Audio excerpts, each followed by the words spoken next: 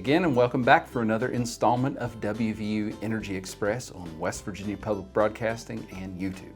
I'm your host, Zach Harold, and today we're celebrating West Virginia Day. On June 20th, 1863, West Virginia was formally adopted into the United States of America via a proclamation by none other than President Abraham Lincoln. There are so many wonderful things to celebrate about our state, including some of our state symbols. Things like our state flower, our state insect, our state bird. Do you know any of your West Virginia state symbols? Well, get ready to test your knowledge because we've asked some familiar faces of Extension to stop by and talk about a few of those state symbols. And I'm sure we'll learn a few fun facts along the way.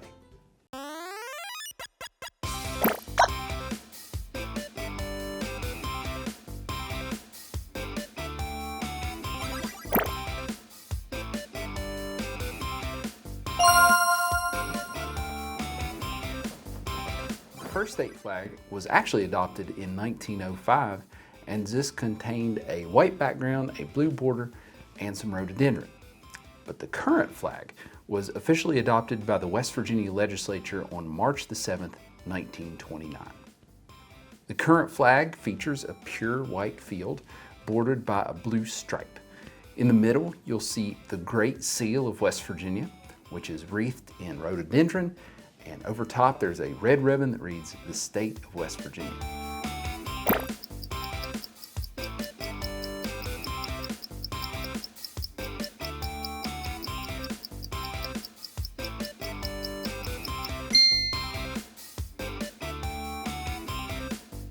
Now that Great Seal, it was designed by Joseph H. Dis-DeBar, an artist from Doddridge County. You'll see in there's a boulder carved with West Virginia's birthday, June the 20th, 1863. On either side, there's a miner and a farmer.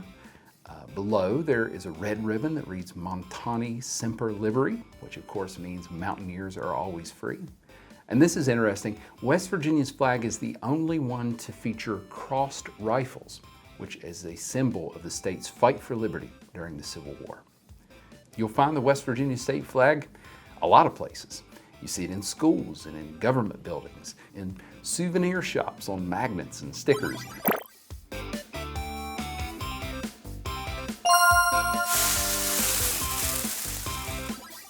Rhododendron became the state flower in January 1903.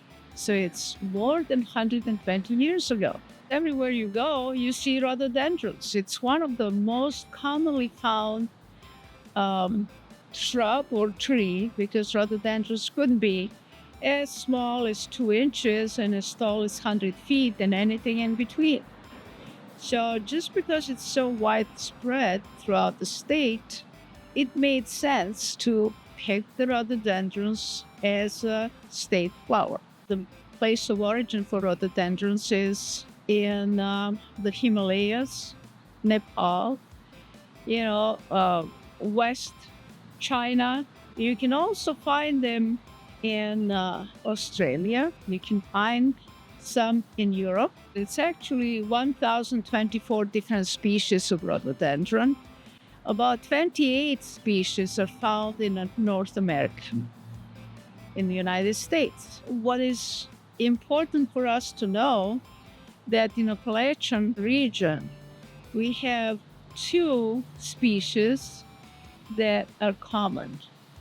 The one that features prominently on our flag is Rhododendron maximum, and this is the one that can have white, pink, or purple flowers. And there is another one, Catawba, found a little bit further south, but we found them around here as well. And if you go down towards the New River Gorge, you're going to see these 2 species. So this Rhododendron maximum is also known as big rhododendron or big laurel. So everybody heard about big laurel. So this is one of the interesting things. Rhododendrons have a bell-shaped flower. The flowers have like 5 petals, but when you look inside, those stamens or those little thread-like expenditures that carry the anthers with the pollen, in rhododendrons you have 10 of those. Did you know that we almost had 2 other flowers as a state flower? Do you know what that might have been?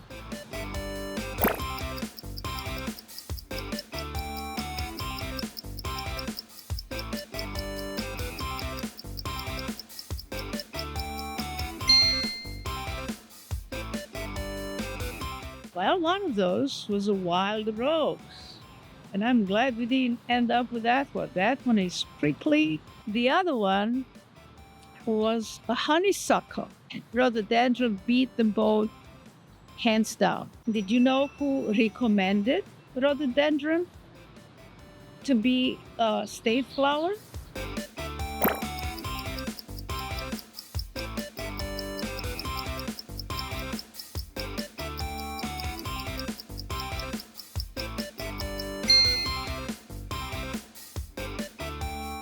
It was the 10th governor of West Virginia, and that was George Atkinson. Explore your surroundings and keep an eye for rhododendrons.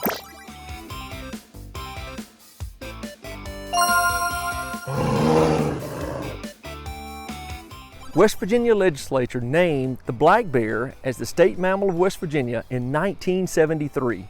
Black bear can be found all over the state of West Virginia. Our population is actually growing and our habitats are great for black bear. Black bear actually breed during the summer months and they give birth in the den during the winter. So breeding around June to July and giving birth in January and February. Black bear can have up to 6 cubs, but on average they normally have 3 to 4 cubs per year. Our black bears in West Virginia are considered omnivores, and so they eat both plant and animal material. But what do you think? Do they eat more plant or more animal material?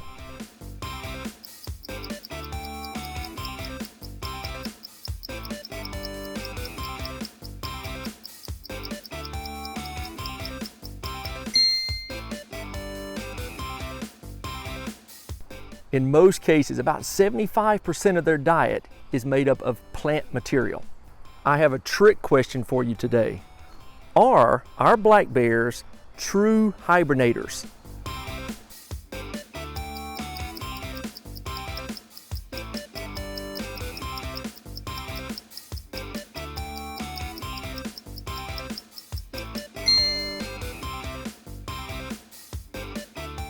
Although they sleep for several months in the winter, they are not true hibernators. They are just too big and they don't go into that deep state of hibernation. A true hibernator would be a woodchuck or even our bats here in West Virginia. So it's a common misconception that our bears are true hibernators. Our black bears here in West Virginia are mostly solitary, except for the family unit of the female and her cubs, or the sow and her cubs. In most cases, our black bear are more scared of you than you are of them. And so when you're out in the woods, make sure to make plenty of noise, let them know that you are there. And never try to pick up a cub, because in most cases when we have the interaction or the conflict is when we get between the sow and her cubs. She can be very protective of those cubs. The black bear is an iconic creature here in West Virginia, easily recognizable. So when you're outdoors playing and hiking and exploring West Virginia this summer, be bear aware. Know that those bear are out there on the landscape and enjoy your time exploring.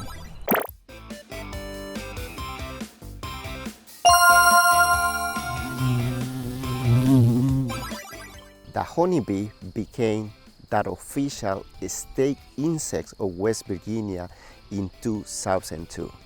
Bees in general are very important insects because without pollination, we will not have food in our tables. There are several hundred species of bees, but honeybees are distinctive because they live a social life. So that means that they will live on colonies. In the colony, there will be different individuals with different roles. Some of the roles can be cleaning, others can be guarding the colonies from enemies, and others can be going out to the field and collect pollen and bring them back to the colony. Honeybees are important because they pollinate plants, but also they produce honey, and honey production in the United States is an important market. Honeybee has a special way to tell their partner where they get their pollen from. Do you know what that is?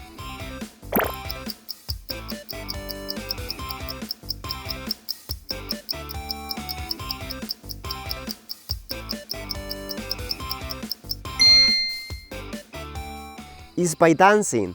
Depending on the intensity of their body vibration or direction, north or south, they will tell other honeybees where they found the pollen they just brought to the colony. In the year 1970, our state legislature decided our state fish. Do you know what that fish was?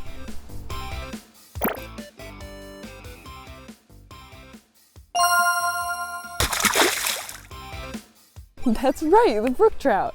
Brook trouts live all throughout Appalachia, from Canada to Georgia, in cold water streams just like this one. They have grown up to 3 feet long, but we normally find them around 7 inches. Brook trout are West Virginia's only native trout species, and we use them as an indicator species, which means we look to see how well brook trout populations are doing in certain areas to tell how healthy that stream is for other species of fish. Do you know what the offspring of a brook trout and a brown trout is called?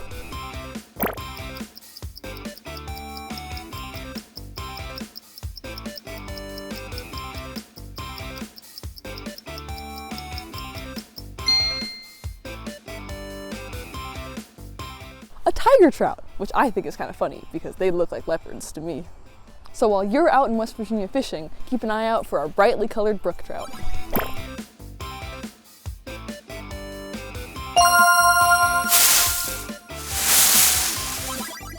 The sugar maple became a state tree in 1949, actually on March 7th. And it is one of the most abundant trees in the state, just behind its close cousin, the red maple. We think there's about somewhere between 600 and 700 million of these trees, and again, very abundant and very important to West Virginia. One of the most well-known facts about sugar maple is that it allows us to produce the delicious maple syrup. Here in West Virginia, there's about 13,000 gallons of maple syrup produced every year. It takes about 40 gallons of tree sap to make 1 gallon of maple syrup. So you can imagine all the tree sap that's being collected every year. It's a lot of work, a lot of fun, and of course it's great on pancakes. There are more than 50 members in the West Virginia Maple Syrup Producers Association, and they're scattered throughout the state, but mostly sugar maple grows at the higher elevation. It's more abundant at higher elevations.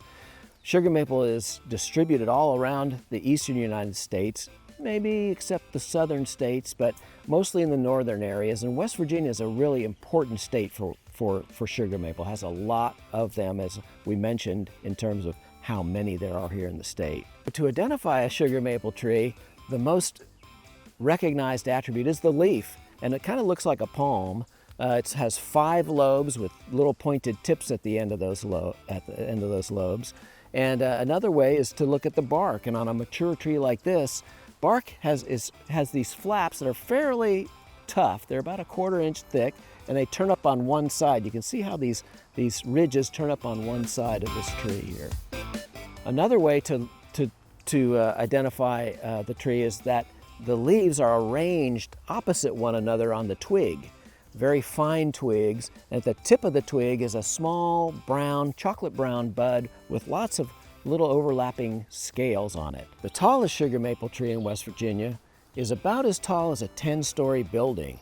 Do you know how tall that is?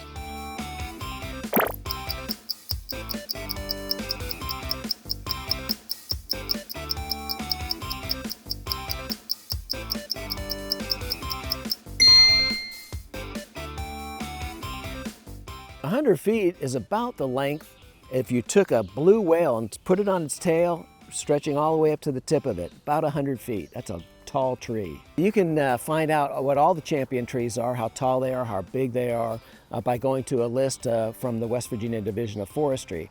But sugar maple, its largest tree is about 5 feet in diameter and about 100 feet tall, so really big trees. Sugar maple has a very hard wood, and it's used in different ways in one particular sport. Do you know what that is?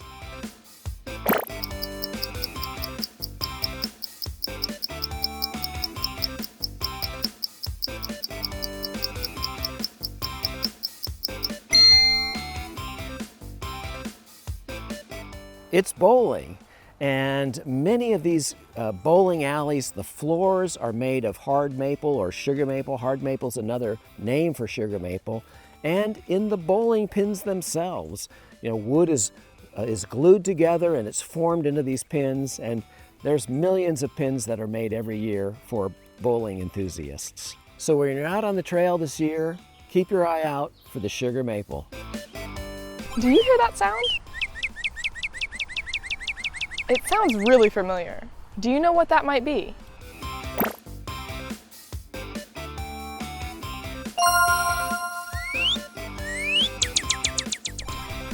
If you said the northern cardinal, you're correct. The northern cardinal became West Virginia's state bird in 1949. If you're ever on the lookout for a northern cardinal, West Virginia is a great place to look because they're here year-round. You can always tell if it's a male based on its bright red feathers, also called plumage, or its thick orange beak. They use that beak to crack into their primary food source, which is seeds. They'll also eat berries and some insects.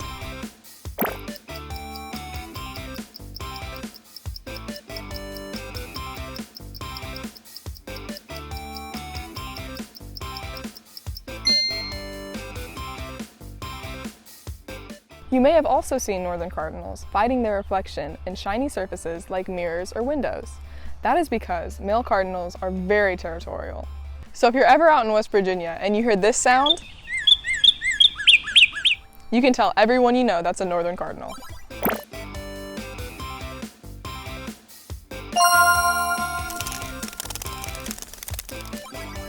Monarchs became the official state butterfly of West Virginia in 1995.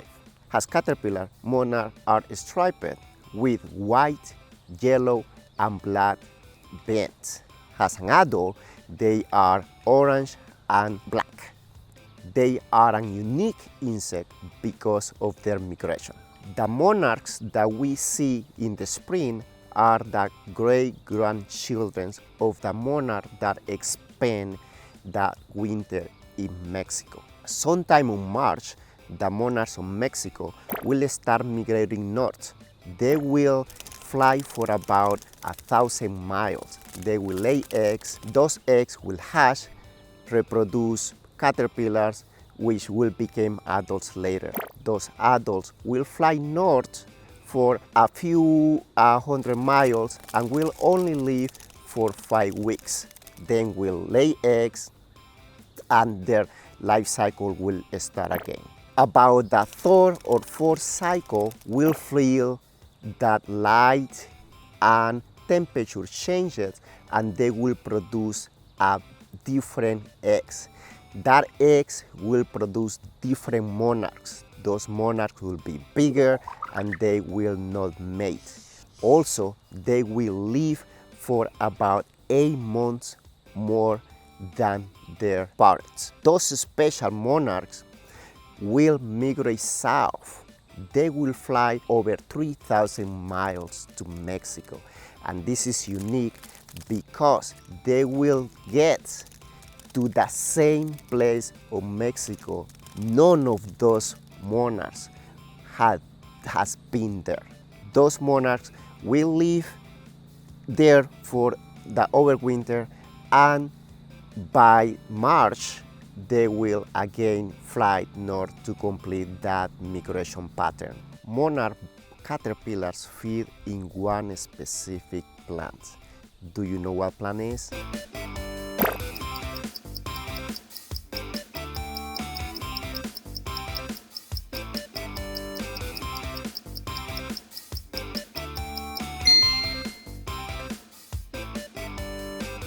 It is milkweed, and if you want to help monarchs on their migrations, you should plant milkweed and other flowering plants because as an adult, monarch feeds on nectar.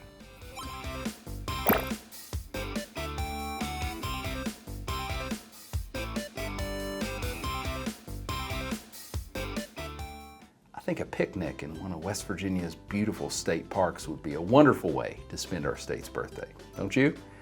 Well, if you need something to stick in that picnic basket, our friend Sadie has another great recipe cooking up for us.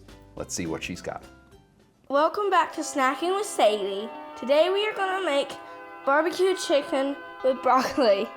I've lined a baking pan with parchment paper. Now we're going to put the drumsticks on a baking pan. Anytime you handle raw meat, make sure to wash your hands after. Now sprinkle each drumstick with 1 pinch of salt. And brush with your favorite barbecue sauce. Flip them over and repeat it on that side.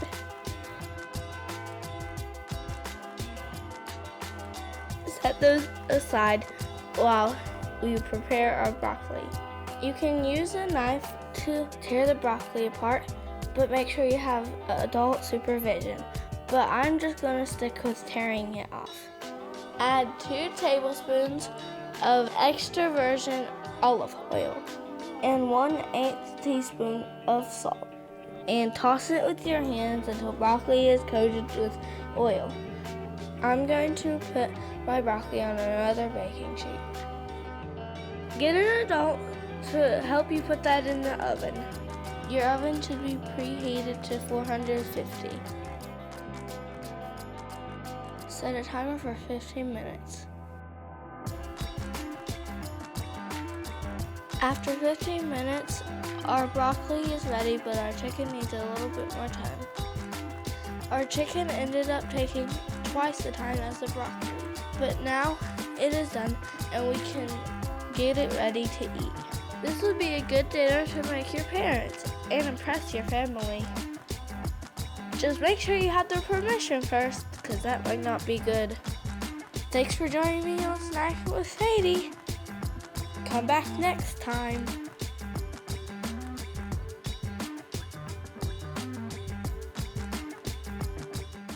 And that's the end of another episode of WVU Energy Express.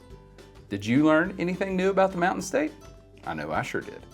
I mean, who knew bees could dance? We're so happy you were able to join us today, and we hope to see you right back here next time. Have a wonderful rest of your day.